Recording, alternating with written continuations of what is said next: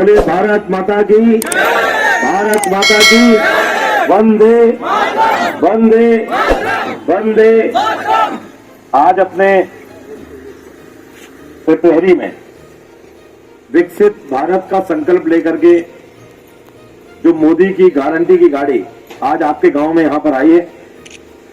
सौभाग्य की बात यह है कि यात्रा बहुत दिन से चल रही है और आगे भी चलनी है, लेकिन आज प्रधानमंत्री जी स्वयं लाइव थे, आपने उनको सुना। उन्होंने जो बात यहां पर बोली बहुत से हमारे लोगों ने ध्यान से सुनी होगी, कुछ लोगों ध्यान में नहीं सुन पाए होंगे। उसमें आपको ये झलका होगा कि मोदी जी के मन में एक बात है जो अंदर घर की हुई है। उनको लगता है कि देश का एक भी ऐसा नागरिक जिसको जिन योजनाओं का लाभ मिलना चाहिए, जो जिस योजना के लिए सुपात्र है, उसको जल्दी से जल्दी हम कैसे योजनाएं उन तक पहुंचा सकें और कोई भी व्यक्ति बचने ना पाए, बिना किसी भेदभाव के, बिना किसी मतलब कोई भेदभाव ना हो, कोई गड़बड़ी ना हो, किसी का कोई सगा हो पराया हो, सगे पराये की बात ना हो। उद्देश्य प्रधानमंत्री जी का केवल यह है कि जो नारा लगाया था 2014 में, सबका साथ और सबका विकास। ऐसा नहीं है कि पिपरहरी में या बांदा में कार्यक्रम चल रहा है। पिपरहरी, बांदा, ये तो आप सब लोगों ने तो बीजेपी, भारतीय जनता पार्टी की मजबूत सरकार आपने बनाई है। जहां केरल है, पश्चिम बंगाल है, तमिलनाडु है, जहां पर भारतीय जनता पार्टी के एक भी विधायक सांसद नहीं भी हैं, वहां पर भी इसी प्रकार से कार्यक्रम चल रहा है। तो पूरे देश की एक एक नागरिक को यह भरोसा है कि मोदी की एक तो गारंटी है कि हर व्यक्ति तक वो सुविधा पहुंचाएंगे जरूर, चाहे कोई आदमी किसी धर्म का हो, किसी जाति का हो, किसी क्षेत्र का हो, चाहे किसी पहाड़ में हिमालय की क्षेत्र में रह रहा हो, चाहे समुद्र के किनारे रह रहा हो, चाहे हमारे उत्तर पूर्व के राज्यों में हो, चाहे कहीं रेगिस्तान में पश्चिम में बैठा हो, चाहे पाकिस्तान के बॉर्डर पर हो, चाहे चाइना के बॉर्डर पर हो, कहीं भी हो, हर व्यक्ति को सुविधाएं पहुंचाने को भारतीय जनता पार्टी की सरकार कृत संकल्पित है। उसी के लिए आज मौसम बहुत खराब है, कड़ाके की ठंड है। कल आपके गांव में बहुत जबरदस्त दंगल हुआ, मेला लगा हुआ है। आप लोगों की व्यस्तता के बीच में आज ये कार्यक्रम पहले से पूर्व निर्धारित तिथि थी पिपरहरी की। तो इतनी जो मोदी जी की गाड़ी जो आज आई है, उसका एकमात्र उद्देश्य यह है कि देश में जो 6 करोड़ लोग ऐसे थे जिनके पास अपना खुद का पक्का घर नहीं था, उन लोगों का जिनका पक्का घर नहीं था, उन सभी लोगों में उनको कैसे घर मिले, कैसे सुविधाएं मिले, इन सब चीजों को देखने के लिए आज ये गाड़ी यहां पर आई है। उसी को लेकर के मैं आपसे बात करूं उसके पहले मैं अभी आपको केवल ये बताया कि आप ऑनलाइन थे, आपने स्वयं सुना मोदी जी की गाड़ी की जो आई है उसका उद्देश्य क्या है। इस कार्यक्रम के लिए यहाँ पर उपस्थित हमारे मंडल के मंडल अध्यक्ष श्री अमित निगम जी, हमारे यहाँ के लोकप्रिय ब्लॉक प्रमुख प्रतिनिधि श्री अजय प्रताप सिंह जी, हमारे श्री धनराज सिंह जी लाला जी, श्री सुरेंद्र सिंह जी, श्री आलोक मिश्रा जी, श्री कैलाश सोनी जी, श्री हमारे आदरणीय प्रधान जी श्री स्वतंत्र त्रिपाठी जी, अमित पटेल जी, अमित तिवारी जी, शिवविजय सिंह जी, शिव प्रसाद निषाद जी, साजन सिंह जी, हमारे महेश द्विवेदी जी, उपस्थित गांव के सभी पूजनीय बुजुर्गगण, हमारी पूजनीय माताएं बहनें, नौजवान साथी भाइयों बहनों, सब सुविधाएं हम लोगों तक पहुंच जाएंगी। केवल एक काम जो है कि हम लोगों को कैसे आपस में मिल करके काम करना है कि हमारा गांव बेहतर हो, अमन हो, चैन हो, सुख हो, शांति हो। विकसित भारत कब होगा? जब तक पिपरहरी विकसित नहीं होगा तब तक भारत विकसित हो जाएगा। देश का एक एक गांव, आप तो बहुत प्रतिष्ठित गांव है, बड़ा गांव है, संपन्न समृद्ध गांव है, जब तक देश का एक एक गांव विकसित नहीं होगा तब तक पूरा देश विकसित नहीं होगा। और उसमें जो प्रधानमंत्री जी ने बोला, जो योजनाएं आपको पता है, जिनके लाभार्थी आपके गांव में बहुत से हैं, मैं उनकी बात नहीं करूंगा, उसके पीछे भावना क्या है उसको समझने की आवश्यकता है। केवल मैं आपको वो बताने के लिए आया हूं। गांव में अभी मोदी जी बोल रहे थे लोकल फॉर वोकल, आप इसका मतलब समझ गए? जो हमारे लोग हैं, लोकल फॉर वोकल, लोकल मतलब स्थानीय जो चीजें हैं उसका हम गुणगान करें। उसका गुणगान करने की बात है। हमारे यहाँ दुर्भाग्य से चीन से खिलौना आ रहा है।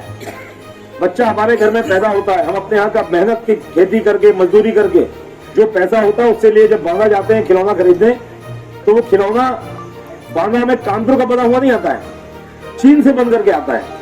क्यों आता है चीन से बन करके? क्योंकि वो बहुत सस्ती घटिया क्वालिटी का होता है और जो चीज बाजार में कम पैसे में मिलेगी, ग्राहक को भी सस्ते में पहुंचेगी, वो चीज ज्यादा बिकती है।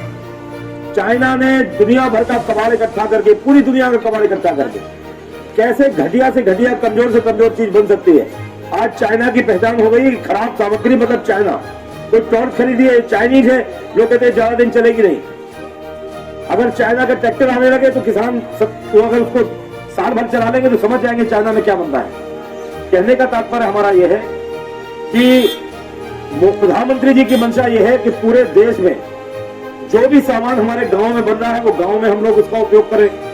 हमारे देश में कहीं भी बन रहा है वहां उनका मतलब है कि हमारा खाने का चाहे खाद्यान्न हो, चाहे हमारे कोई भी हमारे आवश्यकता की चीजें हो, चाहे कोई खाद्य सामग्री में हमारा तेल हो, अनाज हो या हमारे सूखे मेवे हो, जो भारत में पैदा होते हैं उन्हीं का हम उपयोग करें।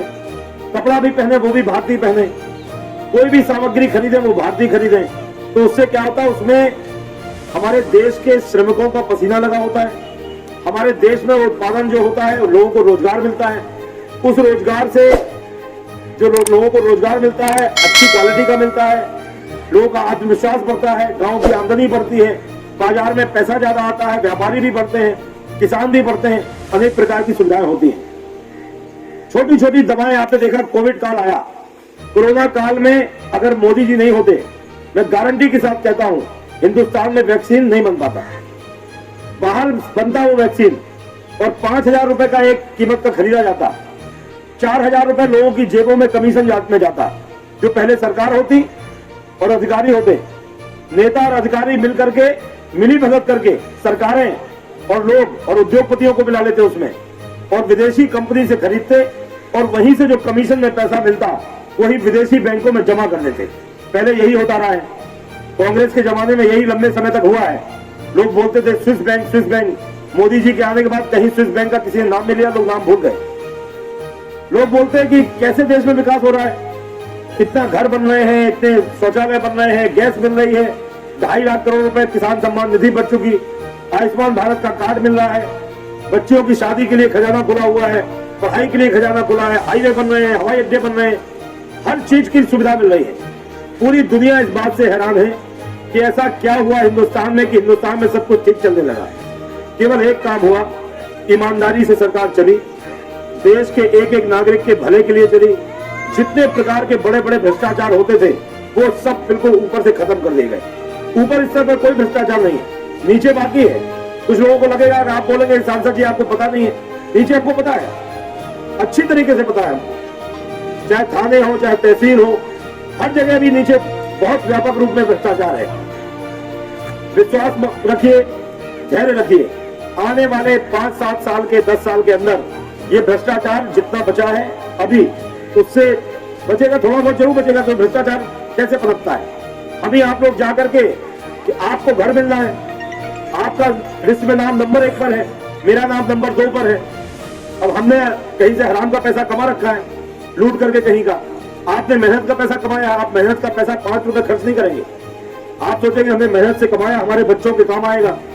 अगर हमने हराम का पैसा कमा रखा है तो हम सोचेंगे क्या फर्क पड़ता है, 3 लाख रुपए मिल रहा है, 10-20 हजार रुपए रिश्वत कर जाने दो, और जाकर के वहां पर लुटा देते हैं लोग। और इस गरीब आदमी का, मेहनती आदमी का, अपनी मेहनत की कमाई खाने वाले आदमी का हिस्से का पैसा वो पूंजीपति लोग और जो नंबर 2 का काम करते हैं, कमीशनबाजी करते हैं, वो लोग खा जाते हैं। इस प्रकार की दिक्कतें हैं। वैसा ही आधे से ज्यादा अधिकारी कर्मचारियों का स्वभाव बन जाता है, ऐसा ही आधे से ज्यादा नेताओं का भी स्वभाव बन जाता है। लेकिन पहले देश चलता रहा, देश आजाद हुआ, लंबे समय तक चला जिस प्रकार से चलते हम लोग आ रहे हैं। लेकिन मोदी जी के आने के बाद से धीरे धीरे ऊपर से सिस्टम खत्म हुआ। जो आपको प्रधानमंत्री आवास मिल रहा है, डायरेक्ट खाते में पैसा आ रहा है, कोई बीच में कमीशन नहीं। आप ईंटा खरीदे, बालू खरीदे, नंबर 1 का ईंटा खरीदे चाहे नंबर 3 का खरीदे, आप जो भी आप करेंगे, जो बचत आपकी होगी वो आपकी होगी, आप उससे थोड़ा सा ज्यादा निर्माण कर लेंगे। कहने का मेरा तात्पर्य यह है, धीरे धीरे भ्रष्टाचार समाप्ति की ओर है, इसीलिए भारत बढ़ रहा है। और जिस दिन भारत से भ्रष्टाचार नाम की चीज जड़ से समाप्त हो जाएगी, आप तय मानिए उस दिन भारत दुनिया का सबसे ताकतवर, सबसे संपन्न देश बन जाएगा, 100% मिल जाएगा। अगर हम लोग अपनी आंखों से देखना चाहते हैं तो हमको आपको अपने स्वभाव में परिवर्तन करना पड़ेगा।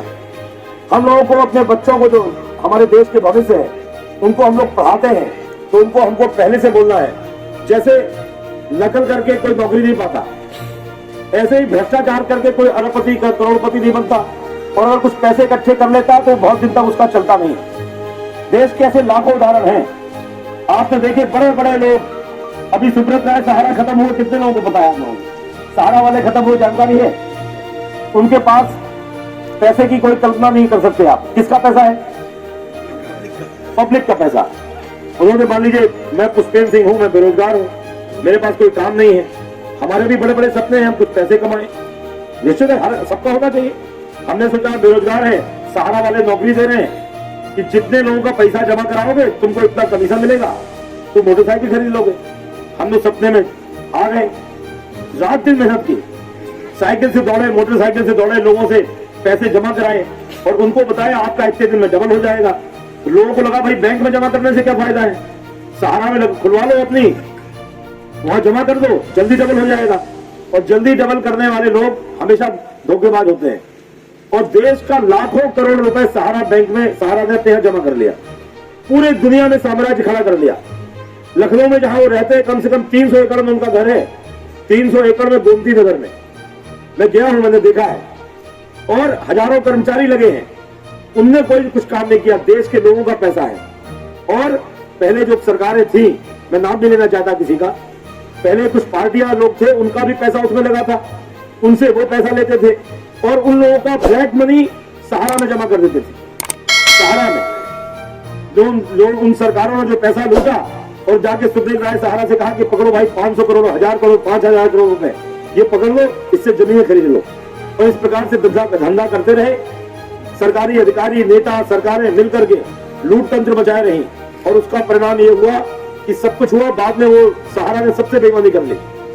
जिसकी सरकार चली गई उसका पैसा भी चला गया, जिसकी सरकार गई उसका पैसा भी गया। और जाने के बाद जब पैसा चला गया, उसके बाद मोदी जी की जब सरकार आई तो उन्होंने कहा भाई किसी का, बड़े नेताओं का चला गया जाने दो, बड़े अफसरों का चला गया जाने दो, देश की जनता का पैसा नहीं जाने देंगे। और मोदी जी ने जब पकड़ा तो उठा के जेल में डाला, जेल में पड़े रहे, बीमार पड़े, कई बार परेशान हुए। उसके बाद किसी प्रकार से जो भी हुआ, अब वो ऊपर चले गए, मैं ज्यादा चर्चा नहीं करना चाहता, लेकिन उनकी चर्चा मैंने एक इसलिए की, लाखों करोड़ रुपए होने के बाद वो व्यक्ति जब खत्म हुआ तो उनकी पत्नी विदेश से नहीं आई, उनके दो लड़के हैं, दोनों लड़के उनको लकड़ी देने नहीं आए। किस काम पैसा आया? किस काम पैसा आया? नहीं आया, क्योंकि गरीब लोगों का लूटा हुआ पैसा था। और ये लोग बोलते थे कि मोदी जी ने जेल में डाल दिया। मोदी जी ने लोगों को, सबको कहा देश की जनता का जिसने पैसा लूटा है, आना ना पाई पाई हम वसूलेंगे। अभी आपने देखा झारखंड में एक कांग्रेस के सांसद के घर में पैसा मिला, देखा आप लोगों ने? कितना पैसा मिला उनके यहाँ? 350 करोड़ रुपए। वो कैसे पकड़ में आया आपको पता है? पता है आपको? नहीं पता। लोग बोलते थे, कांग्रेस के लोग, सपा के लोग, बसपा के लोग, जो काला धन रखे थे अपने घरों में, 2-2 हजार के नोट रखे हुए थे, 1000 रुपए के। पहले मोदी जी ने जब नोटबंदी की, सबको बड़ा पेट में दर्द हुआ, पूरा बंद जमा, जो दीमक लग रहा था नोटों में, वो सब बैंकों में पहुंच गया। बैंकों में पहुंचा, पूरे देश में काफी आंकड़े आ गए कि कहां की बैंक में पैसा ज्यादा जमा हुआ है। मान लीजिए हमने नंबर 2 पर कमाया, हम लेके आए, बोरे में भर के हमने पिपरेरी में दे दिया कि भाई साहब आप जमा कराओ, थोड़ा सा आप काट लेना। तो बैंक से बताएगी ना बांदा जिले की कि बांदा में इतना पैसा था। अब ये पुष्पेंद्र सिंह का था कि आपका था, किसका था ये नहीं पता, लेकिन उनको ये पता पड़ गया कितना काला धन बांदा जिले में था। देश के हर जिले का आंकड़ा निकाल लिया, हर बैंक का आंकड़ा निकाल लिया कि जितने खाता धारक यहाँ पर हैं। ये 2017 की बात कर रहे हैं, आंकड़े आ गए, धीरे धीरे सबके ऊपर कार्रवाई चल रही है। अभी आपने देखा 2000 का नोट बंद हुआ, 2000 का नोट बंद हुआ। अभी जैसे 2000 का नोट बंद हुआ तो लोगों ने अपने खजाने से, जैसे 350 करोड़ रुपए निकला, अभी ये 2000 का नोट निकाल के बाहर डालना शुरू किया। और जब बाहर गया नोट तो पोल खुल गई कि कहां कहां है। अभी एक नहीं है, ऐसे हजारों पता पड़ गए हैं। सबके यहाँ छापा पड़ रहा है, धीरे धीरे पड़ भी रहा है, क्योंकि वो उनके यहाँ ज्यादा मात्रा में मिल गया तो ज्यादा चर्चा में आ गया। कहने का मतलब वो किसी के काम नहीं आ रहा, पैसा अलमारी में बंद है।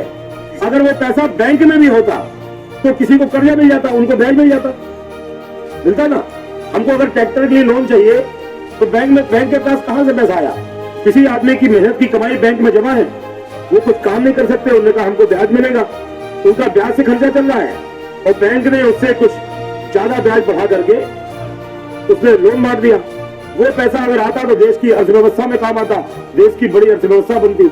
मेरा कहने का तात्पर्य है भ्रष्टाचार पर जबरदस्त अंकुश लग रहा है। अभी मोदी जी जो बोल रहे थे आपने सुना, सभी योजनाओं की अगर जितनी भी बात की जाए कितनी भी कम है। मोदी जी ने घर दिया, घर में बिजली का कनेक्शन दिया, उसमें पानी भी हर घर नल पहुंच जाएगा, लकड़ी की जगह पर चूल्हा पहुंच गया। आप देख रहे पहले ऐसे मौसम में ठंड में हमारी माता बहनें लकड़ी कहीं काट रही होती, पानी भरने के लिए ऐसे ठंड में दूर दूर जाकर के हैंडपंप से कुएं से पानी खींच रही होती, कहीं झोपड़ी में बरसते पानी में छोटे मड़ैया में जो लोग रहते थे कितना कष्ट जाता था।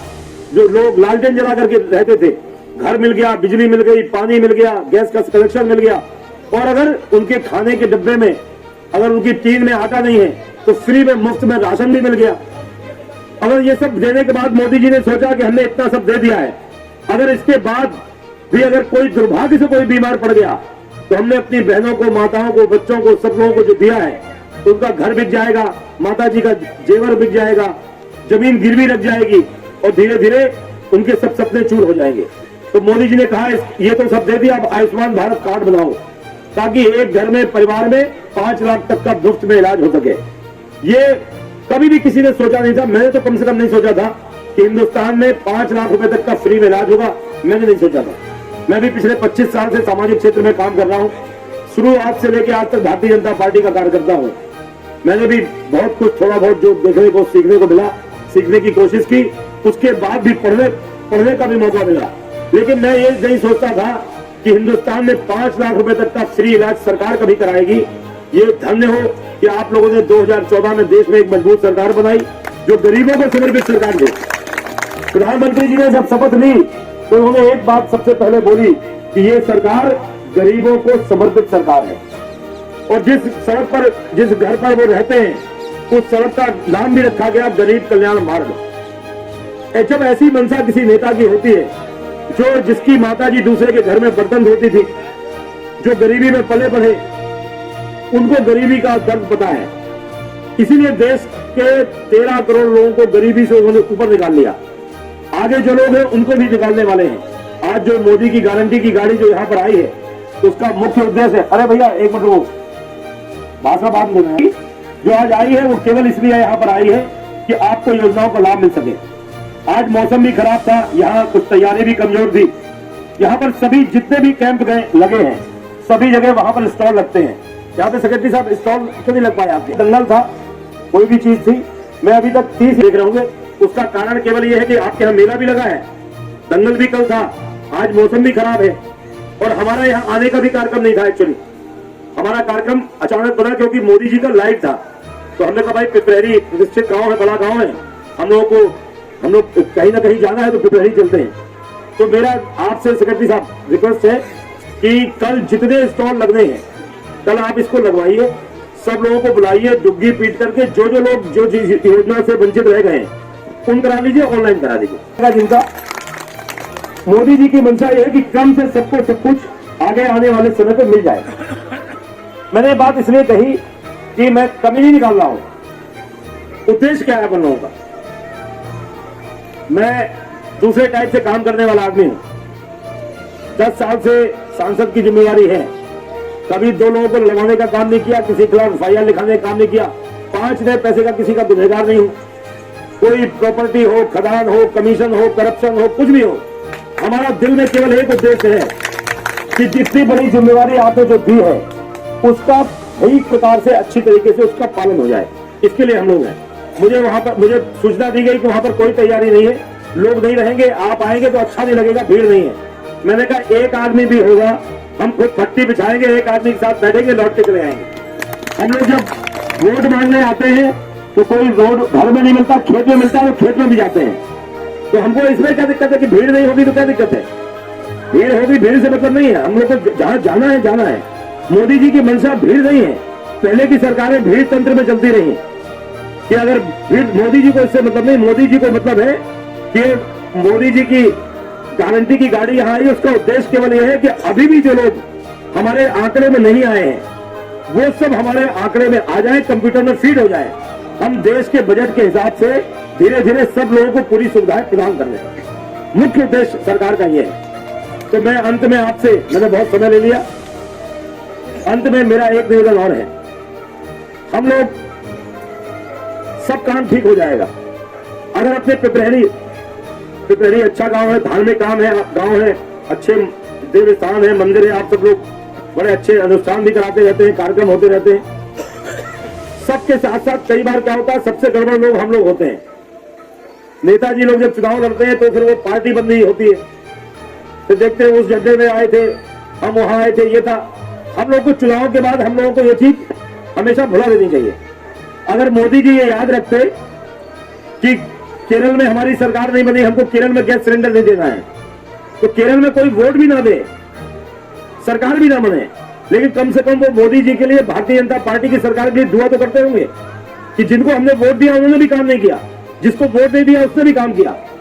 जब बड़े मन से काम किया जाता है तो तभी काम होता है। तो मेरा आप सभी लोगों के चरणों में निवेदन है, सभी लोग, आप लोग यहाँ पे प्रतिष्ठित लोग यहाँ पर उपस्थित हैं, गांव में जो अपना विरोधी भी है, जिससे आपका बोलचाल भी नहीं है, अगर वो भी आपके पड़ोस में रहता है, जिसको किसी योजना का लाभ नहीं मिला है, आपका बोलचाल नहीं है, ना रहे, कोई फर्क नहीं पड़ेगा। किसी तीसरे के माध्यम से उस तक एक खबर पहुंचा दीजिए कि तुमको ये योजना का लाभ मिल सकता है। अगर वो गरीब व्यक्ति को उसका लाभ मिलेगा तो आप तय मानिए कि जिसकी दिन उसको घर मिल जाएगा, जिस सुविधाएं मिल जाएंगी, वो आपसे राम राम करे ना करे चौराहे में, गांवदारी के कारण से, कि वो नाराज ना हो जाए, वो खुश ना हो जाए, लेकिन बंद कमरे में बैठ करके वो आपके लिए दुआ जरूर करेगा कि भगवान इनकी खूब बरकत करना, इनकी खूब प्रगति करना। हमने इनको राम राम नहीं किया, हम विरोधी मानते रहे, हमने इनको वोट नहीं दिया, इनका विरोध किया, लेकिन तो भी इनने दूसरे के माध्यम से हमको कुछ सुविधा बता दी या सुविधा पहुंचा दी। उद्देश्य यह है कि अगर हमारा 4 मंजिल का घर बना है, हमारे भाई का भी 4 मंजिल का बना है, और दोनों भाइयों के बीच में अगर कोई झोपड़ी है और बरसते पानी में पूरा परिवार एक कोने में बैठ करके अगर जाग रहा है, रात भर जाग करके काट रहा है, तो मैं समझता हूं कि कोई भी बेशरम से बेशरम आदमी होगा, अगर उसको एक बार देख लेगा तो उसको रात में अच्छी नींद कभी आ नहीं सकती। उद्देश्य अपना है सब लोगों को फायदा मिले, सभी लोगों को लाभ मिले। ये काम हम सब लोग आपस में करें, जितना बन पड़े लोगों की मदद करें, लोगों का सहयोग करें, और गांव का वातावरण जब अच्छा होगा तो आप तय मानिए कि आपके गांव के, आप लोगों के जो हमारे आपके परिवार रिश्तेदार वाले लोग हैं, वो अच्छी नौकरी में है, अच्छा व्यवसाय करेंगे, शहर में घर बनाएंगे, लेकिन उसके बाद भी उनकी आत्मा गांव में बसेगी। वो गांव बाहर से लौट करके यहाँ आएंगे और उनका मन करेगा कि हमको यहीं पर सब कुछ करना है। ऐसे अनेकों गांव हैं। आज हम लोग के बीच में आदरणीय पृथ्वीराज नंदा नहीं है, मुझे बचपन से उनके साथ, उनके सानिध्य में रहने का बहुत मौका मिला है। हम लोग थे, वो बांदा गए, डिग्री कॉलेज के पहले अध्यक्ष बने, बांदा में रहे, ईश्वर कृपा से सब कुछ बढ़िया रहा, लेकिन हमने उनको देखा है, आपने भी, आप लोग तो आपके घर परिवार के हैं, उनको हमेशा कभी उनके पास बैठो पिपरेहरी का नाम एक बार वो 100% लेते जरूर थे। और बाद में भी हम जब आए कि वो कहीं पता पड़ा कहाँ ट्यूबवेल जा रहे हैं, यहाँ जा रहे हैं, उनका हर आदमी का लगाव रहता है। अगर गांव का वातावरण अच्छा नहीं होता तो कोई भी आदमी शहर जाने के बाद गांव लौट के कभी नहीं आता है। आपके गांव का वातावरण अच्छा है। आज जो हमारी अगली पीढ़ी है वो कितनी भी सफल हो जाए, विदेश भी चली जाए, तो भी इतना अच्छा गांव का वातावरण बने पिपरेहरी का कि सभी लोग लौट करके आकर के अपने गांव में अच्छे से अच्छे तरीके से गांव को विकसित करने का मन बना करके रखें। और जो लोकल फॉर वोकल का जो अपना प्रधानमंत्री जी धारा दे रहे हैं, उसको भी हम लोग ध्यान में रखें। देश की अर्थव्यवस्था को बढ़ाएं। जब 2014 में मोदी जी प्रधानमंत्री बने तो दुनिया में 10वें नंबर का देश था भारत अर्थव्यवस्था में। आज 10 साल के बाद देश 5वें नंबर का भारत है, 5वें नंबर की अर्थव्यवस्था है भारत आज की डेट में।